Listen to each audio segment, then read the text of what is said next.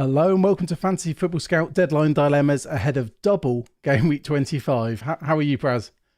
I'm doing very well. Double season, proper double season. Like the two big boys have a double. So exciting times, and yeah, and we have some injury news also to discuss on key players. So how are you doing? Yeah, good. I mean, it feels like we've been looking forward to this one it feels like it's been months, but it's probably only been a few weeks. And obviously Liverpool was only confirmed recently. But yeah, the injuries have put a damper, I think, for some of us. It has, yeah. I think the Trent guys have been very unfortunate. This was the week, coming back from injury. He gets a couple of games to as a sub. Now this was the week where he pays it back. But yeah, we'll talk all about it. We'll talk about defenders. I think there's also been news on Porro, who's missed training, I think, with some issues. Um, I don't think there's any other big injury issues as such, but yeah, a lot of changes in defense and what that implies for 25, 26, 28, 29. It's that time of the season where every move has to have a secondary objective that you want to achieve through it. Yeah, and it seems to be. I mean, with Trent, I've been trying to make myself feel better, and I guess I wasn't that confident he was definitely going to start both anyway. So I'm trying to put that in my head to make myself feel like a little bit better about it. Yeah, But it's but interesting because I also see a lot of people buying not just doublers, but people are buying players or people are selling players that we're going to be looking to buy next week. I mean, I've correct. done it myself. Like I sold Watkins last week, but almost certainly next week I'm going to be talking about doing a hit, maybe doing a hit to get Watkins in. We got the A same with lot will, yeah. Solanke, and It's hit season. I think last week we spooked a few people with talking about hits, like five hits. And I think hopefully people are able to see that it was not just, senseless talk. There is some upside into taking some logical hits that get you maybe two or three more fixtures over the next 5 weeks. Or even if it's neutral and gets you an extra fixture, but there is a better fixture in those two, then maybe the hit still works out. So I think this is a period where we need to be a little bit more okay with hits if they're sensible hits. yeah, I think being sensible is the key word. I mean, I didn't have a great job. I didn't do a hit last week, but I'm not over the moon with one of my transfers trying to be aggressive with doubles. So I've I mean, definitely tell got me that in the this. back of my mind. So you did Doughty to, sorry, who to Doughty? Porro. No. I did Liveramento to Doughty, which meant I benched Saliba So had Saliba not scored, would you still have felt bad about the hit or because about the second not as transfer? bad, but I would Yeah, have still been annoyed because of the Trent injury. I could have had like two transfers, and then I think Trent to Van Dijk's pretty easy move with two free transfers. fair, But fair. because of the blank, so it's not just because of the goal. It's just, I mean, yeah, if Doughty had hauled, I wouldn't be sat here in tears. But that's my point. You still have two extra games from Doughty and you've removed a player, Livramento. Theoretically he should be starting for Newcastle, but he isn't. But it wasn't so bad. I mean, I don't think you need to Right. be so down on that. I mean, if it's Saliba scoring 12 points is not expected. So yeah, it is what it is. At least we get to share the pain because I benched not only Saliba, also Palmer on the back of benching Foden the week before. But it's all good. It's Do all you know good. what? It did make me feel better because we actually had the same bench this week. We had both had Palmer and both had Saliba. But I was actually thinking this morning, what you had with Foden was worse than what I felt this week, and then you had the same again. So We are ready to take pain. It's okay. yeah, Look, I and we think still if got green arrows, Praz, so we can't exactly, complain. exactly.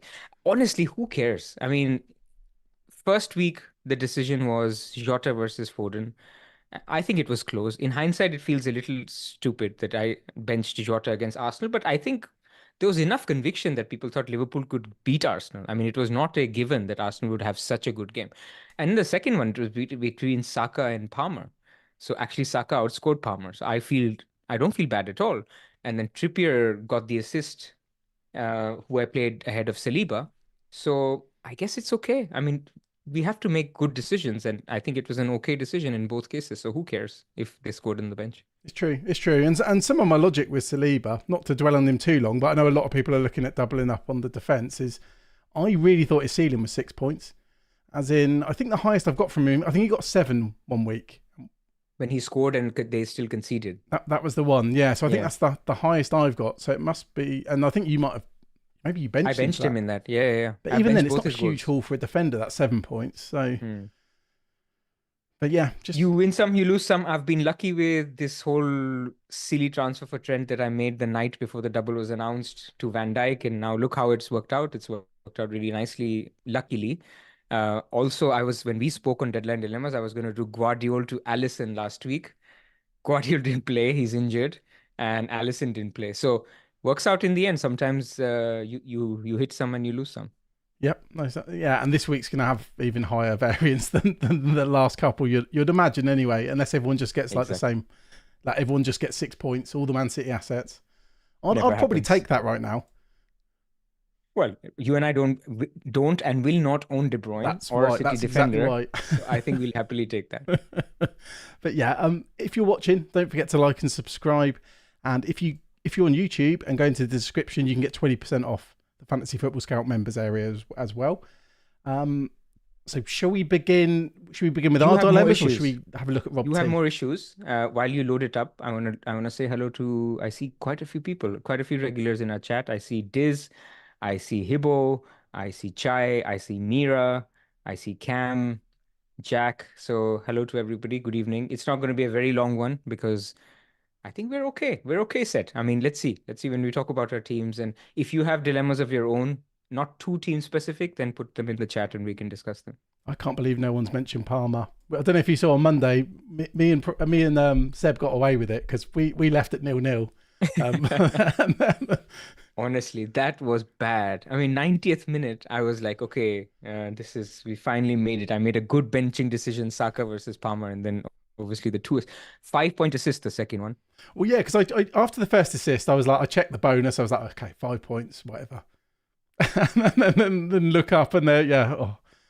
Anyway, let's not look back. Let's look forward. Saving grace on Palmer is, in my plan, as things stand, I'm keeping Palmer now till the rest of the season. I'm not selling him. Like, I'll have him for Burnley at home in game week 30. I'll have him for my wild card.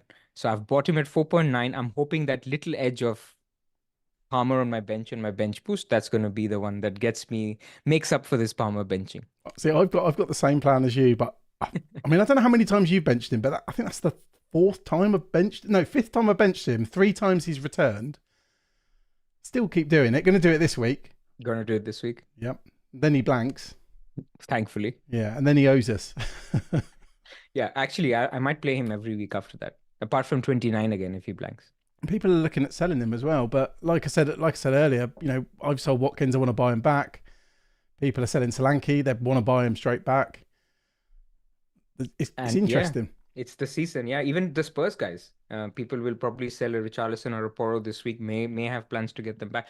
It is what it is. This is when you have a double for a team like Liverpool, then a blank. Then you have a double for a team like Bournemouth and then a blank. You just have to hop on and off a lot in terms of these assets and get rid of these blankers in 26 for Chelsea and Spurs. It is just what the season is. Yep. So should we start with your team or do you want to start with Rob T? Let's do you decide. Why don't you start with your team? You have the dilemmas. Are you sure? All right, let's start with mine. Yeah, go for it. It's not the most exciting dilemma. Actually, no, there's a few different options actually. So I've got Dubravka in goal. I mean, Dubravka and Areola, that's kind of a decision, but Newcastle have still got better chance at a clean sheet. I just can't believe how much Newcastle have declined that I'm even considering after West Ham losing 6-0 benching a Newcastle goalkeeper. But I probably will start Dubravka and just go with the clean sheet odds rather than hoping for a crazy amount of assists. So I'm looking at Rob T. Newcastle at 26% clean sheet odds, West Ham at 22. Not much in it, yeah. No, that's the thing. So then you start thinking, could save points come into it and all that stuff? But I still back Newcastle at home, even though, I mean, I said this on the wire. I'm shocked how bad they've become. If by the way, Eddie Howe tomorrow says that Burn is injured or Burn is out and Livramento is starting, I'll be much higher on Newcastle defense than I am at the moment because they just haven't figured out what everyone is here to see, which is Burn is not able to keep up with the pacey winger. That's it. Simple as that. I mean, yeah, like you say, if that happens and then Newcastle suddenly turn it around, I wouldn't be shocked if Newcastle went back to what they were. But yeah, it's been a dramatic decline, all over the pitch really, and they got obviously Wilson out from an attacking point of view now. But yeah, you mentioned Livramento, and so Doughty, who came in for him, I've got to play him. It's a double game week. I'm hoping that Man United. I mean, that Man United at home is the fixture where really I need something. And I mean, Man United United are looks back, all right. man. Yeah, They're doing all right. I mean, I've even been looking at your players in future weeks as well. So. Maguire. Well, you don't need a reason to look at Maguire. I know that. No, I know that's very true. That's very true. So yeah, I've got Doughty, I've got Gabriel. No chance I bench him, and then I had Trent. So Saliba would probably just come in for him. So I'll be back to two Arsenal defenders and Doughty. Then Foden, Richarlison, Saka, and Jota. Happy with the midfield. Haaland will be triple captain. I think this is an old screenshot. Alvarez and then Darwin. I'd have a Stupinan and Palmer on the bench and possibly Trent as well. So my only real dilemma is, because my assumption is I'm just going to try and roll through to, well, not roll, hit my way through to 30, 31 and then just drop all my chips, in the 30s, which I think is a common plan. There is, though, I mean, I'd love to do Trent to Van Dijk.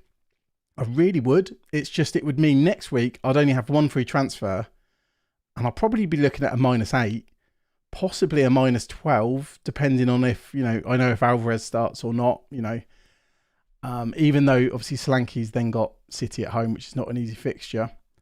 And it then makes me wonder, could I then just wildcard in 26, and do the move this week? I mean, I've even got the option of bench boost in here, which I did actually consider last week, but because of Areola, I just couldn't. We didn't know if Areola was going to start. I mean, both your keepers are shit, to be honest. I have the same, so I can call them shit. So it just, that ruins the bench boost a little bit. They're all single game weekers. I don't love the bench boost as much because I think Palmer, Man City, look, expected case is Man City do a lot. So max, we are talking Chelsea 1 goal. If he's involved, he gets an assist. You're not expecting bonus because they're not expected to win. So very low ceiling for Palmer. Estupinian, Sheffield United away, maybe a clean sheet is there, but you can't bank on Brighton for a clean sheet anyway. Saliba, yes, there is potential. So I can see 10 to 15 points.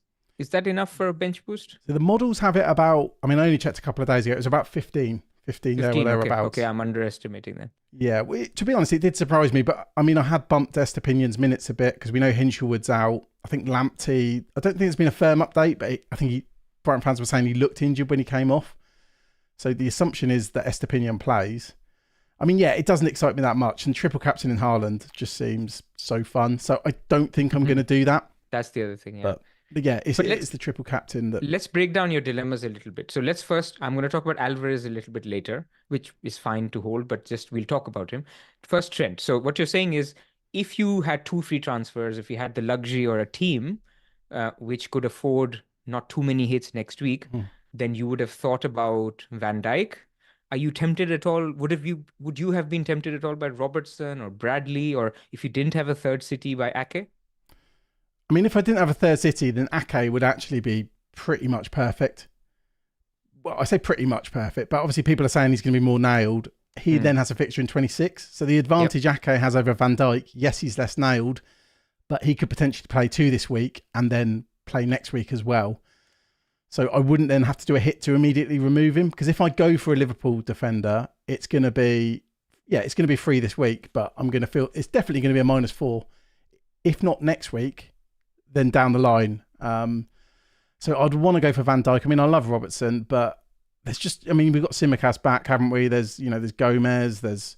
I just can't see him playing both and the cup final. Even though, he's on set pieces. I did a few weeks ago, I was even thinking, could I have Trent, Robertson and Darwin well, actually, no, back then I think it was Trent, Robertson and Salah I was considering if the double dropped. But no, I don't want to remove Trent and then get a single game week player, because then I might... So you're basically thinking of just benching him this week. But again, with the caveat, if you had the luxury, then you would have done something with him. But I think it's fine to bench Trent, and you don't have to deal with him this week and just deal with him next week if you have good defenders to replace. Exactly. I mean, let's say you were replacing Trent with a Liverpool defender. Where would you go? I know got Van Dijk. I went Van Dijk, but I didn't know that Bradley is going to be more nailed. But I just don't see how they don't use Gomez at all. Like people are saying Robertson could play both, Bradley could play both. They have the final on Sunday, right? Even though now Liverpool's has actually a nice gap. So Liverpool play Saturday midday and they play Sunday evening as the final, and the midweek game is Wednesday. So it's actually the perfect. If there was ever going to be a midweek game, this is the perfect spacing. And so it's not like they need the rest, but I think they need the minutes. And I feel like one of the fullbacks is going to miss to Gomez. We don't know yet if it's Robertson. We don't know if it's Bradley. Could it be that even Simicas plays? No idea. But I just think if it's a double and it's the second double, which is the threat, the fixture that is under threat, is Luton at home, you pick Van Dijk. I mean, if money is no object, you pick Van Dijk because you know he's going to play both. Now that I've said it, obviously he's going to miss, and Konza and Konate are going to play Luton. But you have to play with expected minutes in a fixture like this and take a little bit less upside for a higher odd of clean sheets in 1 or 2 games. I did try and float to a couple of people that Van Dijk, could he miss a game? And I was Oh, immediately shot down. But I was just, if I could just have that 5% of doubt in my mind, I think it would be an easy decision that I could just avoid. But I think the consensus is, it's barring an injury, he's going to start both games. So, yeah. and I think also partly the reason because I am still considering it, but maybe I'm just not. I love having two Arsenal defenders. We've discussed the best defence in the league. I just don't see Saliba as some high upside pick that that you can't bench, because we've done it many times and it's not cost us until this weekend. Well, now it's X narrative, right? That people are, Burnley have conceded so many headed chances. Well, Gabriel has good potential. Saliba is not always the first on the ball. It's usually Gabriel. But look, it makes sense for people, and he's a good option. It is Burnley at the end of the day. So, and Arsenal defense is, I don't think there is any doubt in terms of underlying numbers, the best defense this year. So it's a very, very good option. And you'll see in my case, I have a big dilemma between him and Trippier, but we'll come to my dilemmas later. But talking about your team, so it's either going to be Trent to do something, otherwise you're just going to roll. Is that right? Basically, I'm leaning towards rolling at the moment, like partly because I said I'm a bit scarred after last week. And I mean, I do like the idea of playing Gabriel and Saliba. Obviously done it many times before. I mean, I think the main advantage actually of Saliba and Gabriel has been, do you remember at the start of the season we were using all our transfers on defenders? I think I did 9 of my first 12 were on defenders, something ridiculous. Yep. Just being able to set those two and just play them, most weeks, I think that means you can concentrate your transfers on attackers. But I mean, just on a one-off double game week, I'd much rather have Van Dijk than Saliba. I mean, if I was free hitting, for example, it wouldn't even be a question, would it? It's not a question. But yeah, 26 also blurs the picture, and it's not so easy. These decisions are not easy. So why not Ake in the chat? Well, of course, you have triple. So speaking of triple city, you have a unique triple city. How are you feeling about Alvarez? Let's say you get a leak on Saturday morning that Alvarez isn't starting. Would you be tempted with a -4, taking out Alvarez, getting Ake, something like that? I've been running through these flowcharts in my mind. I think if Alvarez, if I knew he was going to be benched, I'd still roll with him. I still would. I still think the upside's... I don't know if it's upside, but I mean, let's say Haaland did get subbed off early. We know he goes up front and he's on penalties for that 20 minutes. Yeah. And unlike the problem with defenders, I mean, we obviously were talking about Robertson and stuff. You want your defenders to start because the big upside is the clean sheet. With the attackers, not so much. So Alvarez is there. He's probably going to be sold in 26. If not, it would definitely be 27, to Solanke. You'll probably hold him for 26, to be honest. Solanke plays City anyway. I'm happy to hold him. I'm not going to do some big move to get De Bruyne in, because not only that, I'd have to lose a midfielder I don't want to lose. Like, we got the same midfield, haven't we? And I'm happy with it at the moment. I mean, I'm going to keep Palmer long term. Jota is going to go straight after this double. He's done his job. Saka, season keeper. Richarlison, with the blank in 29, you're not going to sell Richarlison. And then Foden, that's kind of, it's Foden, but it's also a Son placeholder. So correct. I just don't want to touch that. I've got it pretty planned out, actually. Our plans are similar. Deadline Dilemmas is going to be over the next 3-4 weeks. What are we doing in our team? But that's what it is. I think that's what doubles and blanks do. It basically funnels to the transfers where everybody's looking at similar things because, of course, after next week, people are going to try and target Villa and Spurs players. Well, Spurs in 27 and Villa in 26. because you want players who play in 26 and 29. But we are getting too ahead of ourselves. Triple captain, any second thoughts, anything at all? No, there's literally no doubt in my mind. I mean, if I don't triple captain, it would be bench boost. And I'm 90% towards triple captain at the moment. 90, that's low. It's I probably thought high. it'd It's be probably higher. higher, but you just never know. You don't know what's going to throw up tomorrow. Sure, sure. Like, I mean, I was thinking this, and also another advantage of, I guess, rolling is the unknown, because what if Haaland gets injured? You know, there could be, as in during the double game week, for example. Yeah. I mean, obviously then Alvarez would be brilliant, but I'd want to redistribute the Haaland money. Correct. So Correct. I think it is really, really powerful, and I'll basically be doing a hit, even though it's not this week. I'll be doing a hit next week to get an extra game for Van Dijk, who's basically Saliba. They're basically the same, aren't they? They've got similar goal threat. I think it's about 0.11 XGI. That was purely from memory from a table Seb shared. Right. Well, Van Dijk has the most shots of any defender this season. Does he? I guess they're all headers, so it must be like the old Mitrovic numbers where the XG is really low. Yeah. Oh, Dunk was similar. At the beginning of the season. But yeah, it's between, Van Dijk it does get at the end of stuff. So I guess Dunk had those set pieces as well, a few, didn't he? But he did. So I'm with you in terms of the ranking. I think Van Dijk is up there if you can manage 25. Otherwise, Ake is superb as an option as well. Walker is still not bad as an option. So I guess if they're looking at replacements for Porro, well, we're not saying Porro's out. There's just some speculation. Ange is pretty honest to be in past interviews, so he will be pretty forthright on Porro. So what are the options in terms of, you could go Van Dijk, you could go Ake, you could get a second Arsenal. Let's say you had 2 City and 2 Liverpool. Do you prefer Ake over Van Dijk as well? Yeah, only because 26. Yeah. Van Dijk, you're forced to make a decision next week. Ake, you can take another week. So yeah, prefer Ake. I think that's the thing. If you get stuck with him, it's okay. Because I even looked at, could I bring in Van Dijk and then not remove him, just keep him? But actually, it seemed a bit pointless because obviously I've got Doughty in 28. He's definitely going to play. And the 2 Arsenal are going to play, several weeks. That's even game, before. Actually. Estepinian on the bench every week seems quite a luxury. I have Konza in that same position, and I'm going to keep him on my bench till game week 29. Just wait. He's your Charlie Taylor. Exactly. He's my Charlie Taylor. But yeah, so that's my dilemma. So it's not much, and I probably will roll, but I just never know. Maybe Saturday morning I'll decide to go for Van Dijk because I don't think it would be the worst move in the world. There is upside. There is upside there. But if we move to your team. Yep, let's go. So my team, same, Dubravka in goal. I have Van Dijk, I have Gabriel, and I'll talk about the third spot, which is at the moment Saliba. Then I've got Saka, Foden, Richarlison, Jota, same as you. I've got Darwin and Haaland. I have got my triple captain ready. By the way, people, don't be afraid to put the triple captain. You can cancel it if you change your mind. This is not like free hit or wild card. You can actually take it back. And Watkins. Honestly, there's a couple of things that are on my mind. The idea is to roll because next week it's a confirmed -4. I need to take out a defender, a midfielder, and a striker to put out 11 players.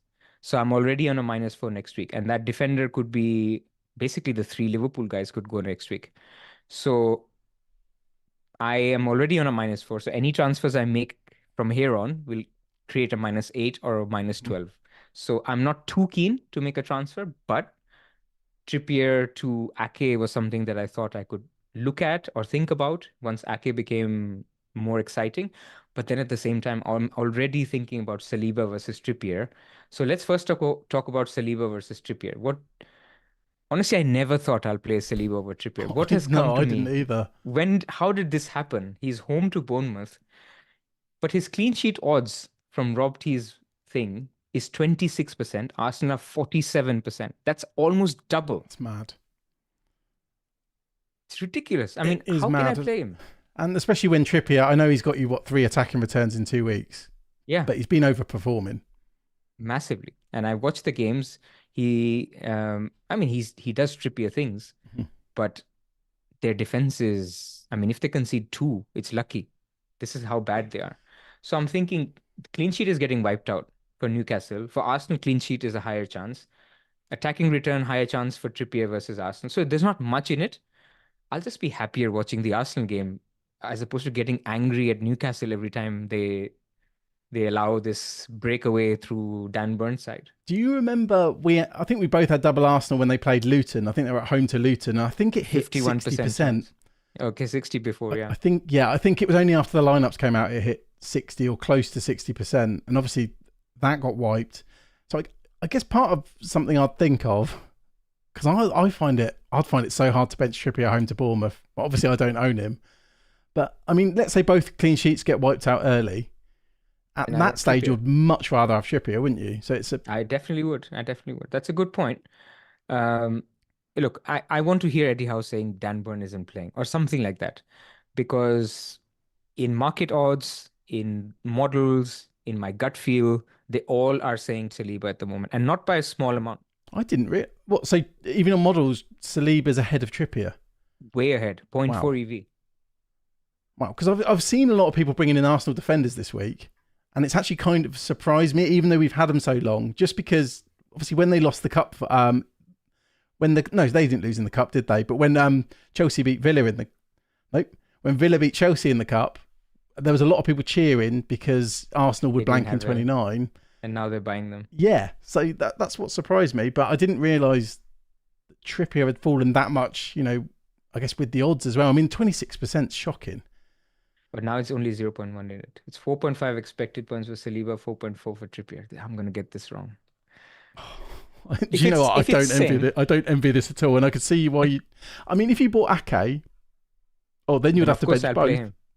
Well, no, I'll buy Ake for Trippier. Yeah, okay.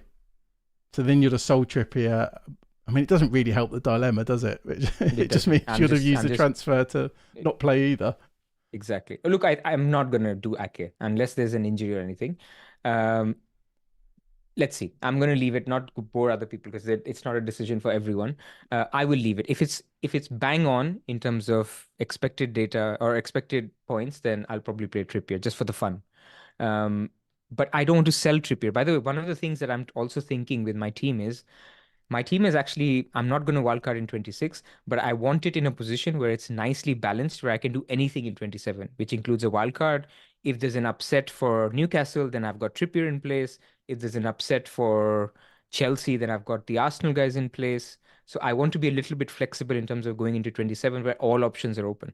And so therefore, I think I don't want to lose Trippier for that reason, that he will have a good fixture in game week 27, which is Wolves at home. He has a good fixture in game week 30, where actually I will need him, which is West Ham at home, because my Arsenal boys play Man City. So very forward planning. I'm not going to lose Trippier because there's 2 weeks where I actually do need him. And there could be a case if there's an upset for Newcastle. So I'm going to keep, and I'm going to see who I start over these guys. Because basically, if you roll, you're pretty much eliminating the fact you're going to wild card next week, because you'll have given up the 2 transfers going into a double. But I'm not that keen. I think the wildcard 27, even though you can get more upside by wildcarding next week if things happen according to what we think will happen. But if you look at, there's a visual by Spaceman, JC, who basically used Simon and all these other guys as data.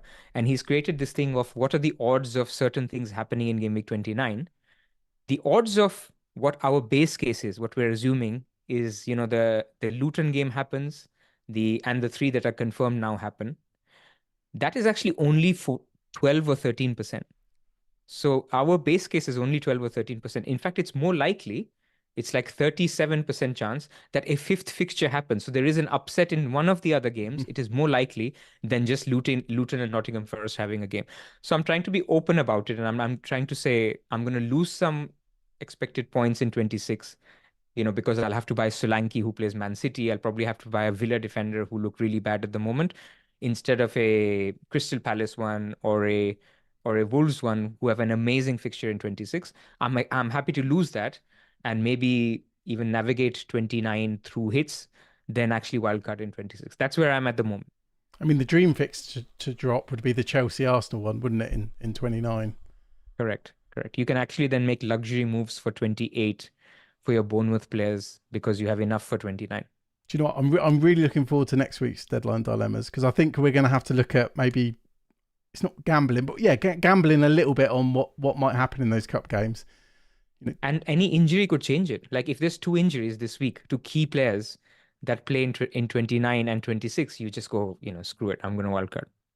yeah, then I'd be annoyed at having two free transfers. But anyway, Yes, that's a first world problem, isn't it? So correct. not to worry. I guess we should probably move on to Rob T. So you're definitely triple captaining, right?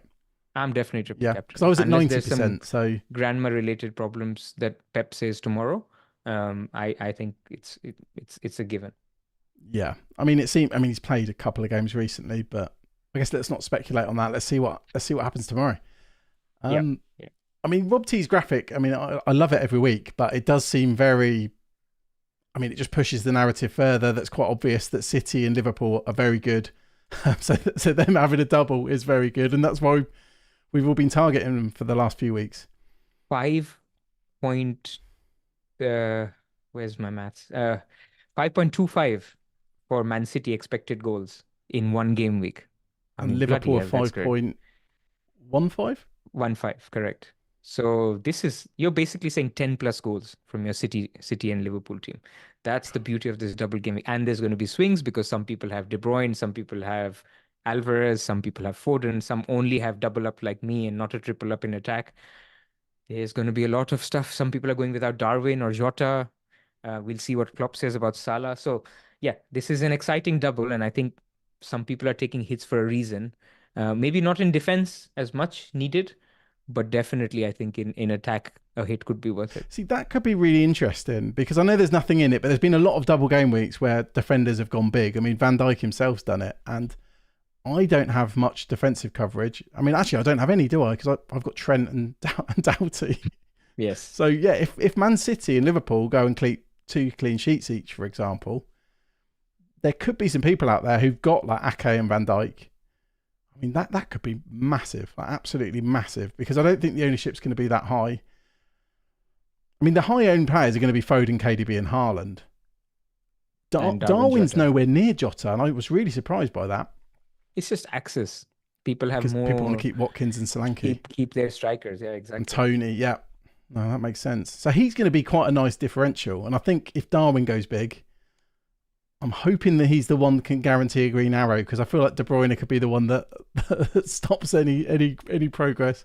De Bruyne's gonna kill it. For people who don't have him, the number of attacking returns he's been part of since he's come back is just a scary number. He's either assisting or scoring every game. Yeah, either it's in Europe or in the cups or whatever. You just hope. I don't think you need to break your team if you don't have De Bruyne, because I think it's pretty much this week where you desperately need him.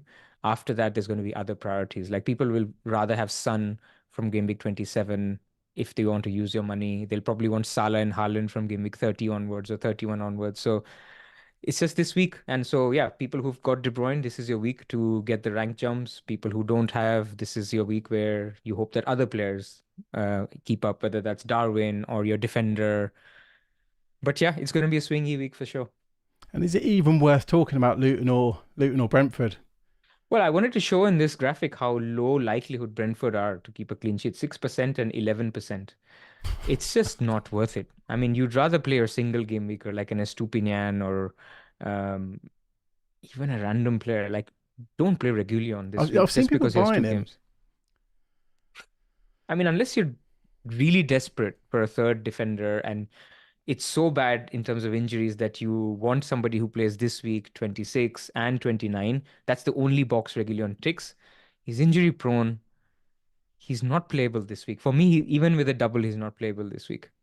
I don't know if it's been discussed anywhere, because I saw people saying Reguilon's on corners or set pieces.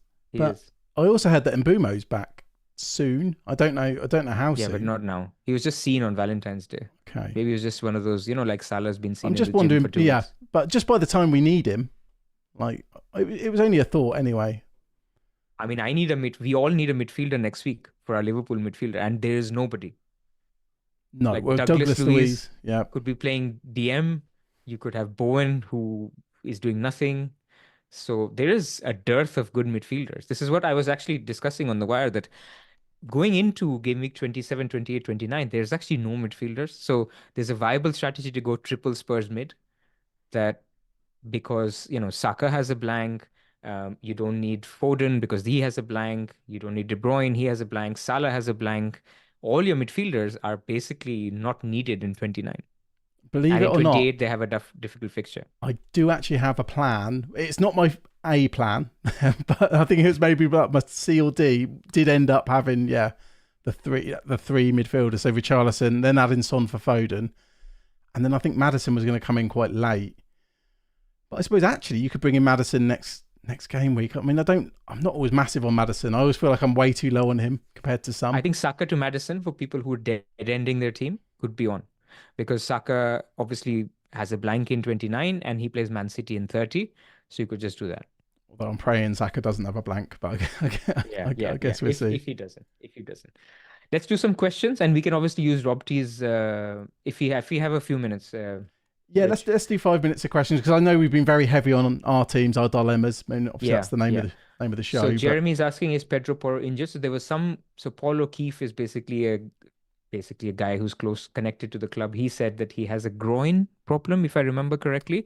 No idea if he's ready or not to play, but he missed training today. Yeah, I think it was Paul O'Keefe I saw, a muscular injury. Muscular, so okay. You've just got it more specific, but I could be wrong. I've been out like all day. Who would you bench out of Garnacho or Estupinian? Garnacho is playing. Do you know? I haven't even looked at your fixtures. He's playing Luton. Oh wow, that's gone under the radar. Of course. Garnacho. Yeah, no, I agree with you there. It's weird how far Estepinian's fallen, and there's been some Brighton fans saying he's been playing horrifically as well.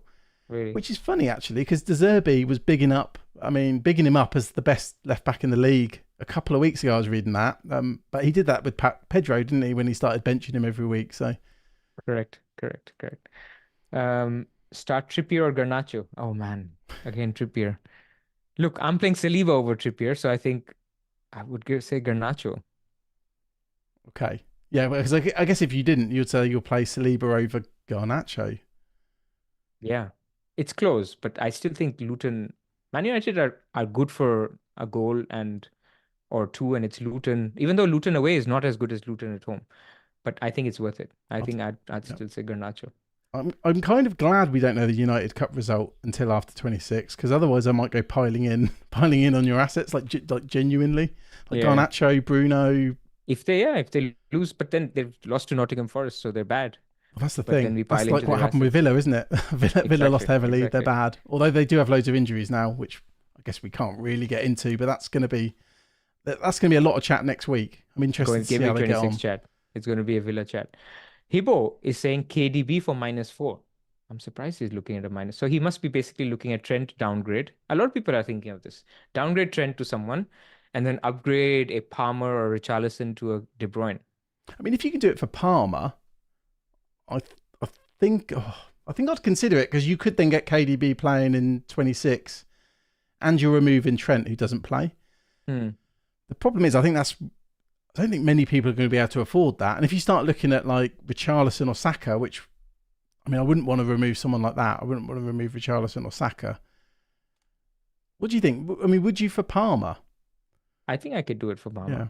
If your team is okay, like you're taking a hit this week, or even if you're doing it for 2 free transfers, again, every transfer is using up a transfer that you can make next week because you can roll, then it's okay. But I mean, De Bruyne does have a high ceiling, so I think it could merit it, but it's not a sure shot thing because you're not captaining De Bruyne. You don't know about his minutes, but you could get 2.5 out of 3 games, and that is good enough maybe for De Bruyne. It's interesting. I guess it depends who you're losing, because I don't know if you'll do this. If, say, I had 2 free transfers, I wouldn't lose Alvarez for De Bruyne.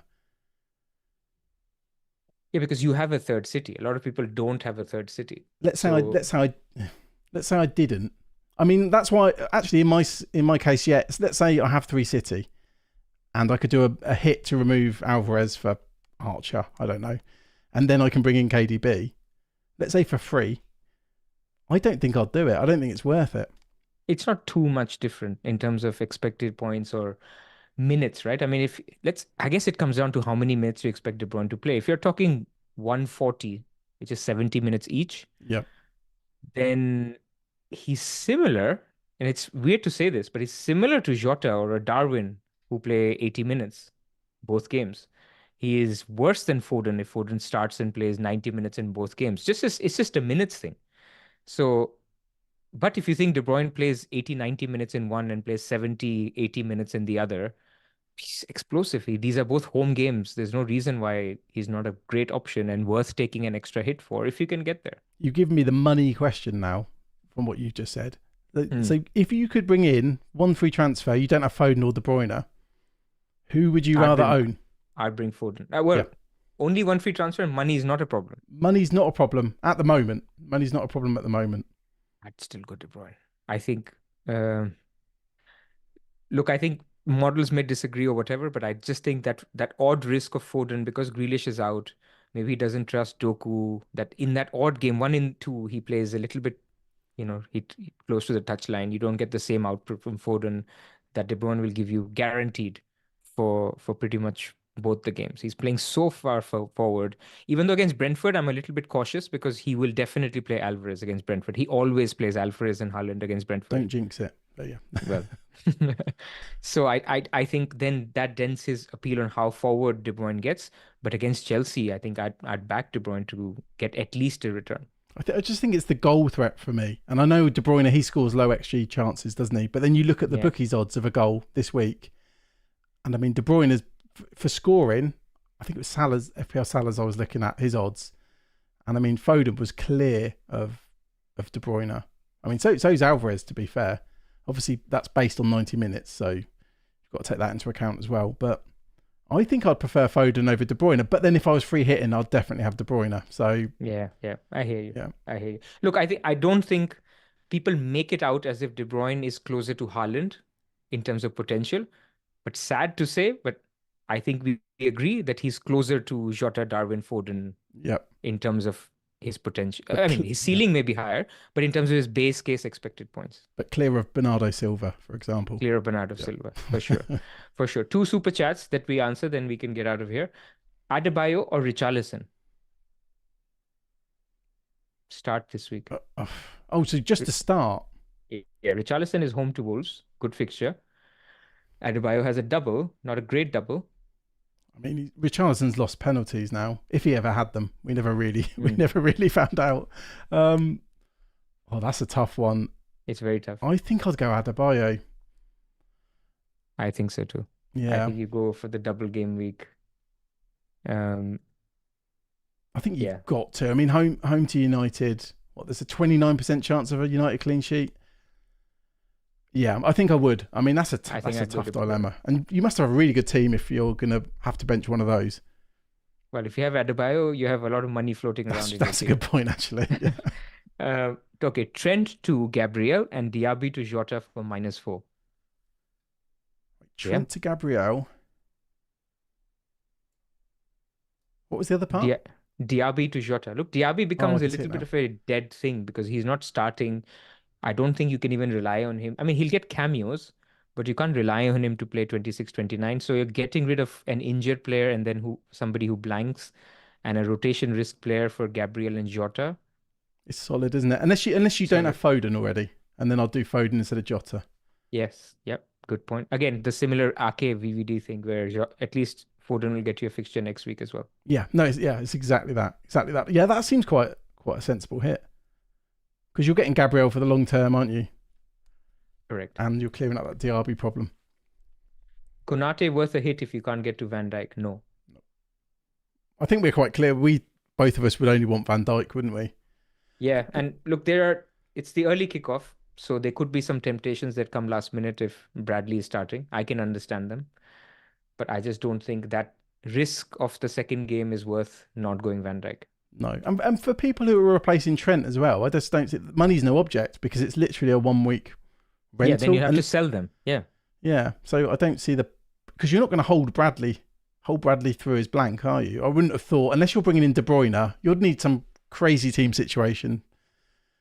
And that comes back to the team specific thing, doesn't it? But exactly. Money's no object, Van Dijk. Indeed. Right. I think we're wrapped up, aren't we? We are wrapped up. Thank you, everybody in the chat. Sorry we couldn't get to all the questions, but we try to keep this one because it's late in the week to about 40, 45 minutes. So thank you for joining. Next week would be fun when we talk about the blank game week 26. Thursday again, same time next week. Yeah, no, I think, I mean, you love the planning, don't you? I think I'm looking forward to next week a lot. I mean, obviously it's exciting as a double, but I feel like a lot of the planning we've done in the last 2 or 3 weeks, not unlike, what's this, like double game week eve? Yeah. It's just the final tweaks, isn't it? So yeah, I'm looking forward to next week because that's gonna be mind blowing with all the hits and stuff. It'll be fun if there's an injury. Like I shouldn't curse injury on anyone, but I want because otherwise everyone is going towards a similar plan, like a nice one key injury, nothing major. I don't want any player to get long term out, but something that stirs up the thing will be We've nice. just had Or a red Trent. card. We've just had Or a red Trent. card. That was enough drama Actually, with yeah. Trent and Porro, of course, possibly. Yeah. Possibly Porro. But yeah, nice. All right, Pras. Well, Awesome. I will see you next week. I hope everyone enjoys the double game week. I'm kind of Yep. dreading what will happen. All fun and games. Thank you, everyone. See you next See you week. soon.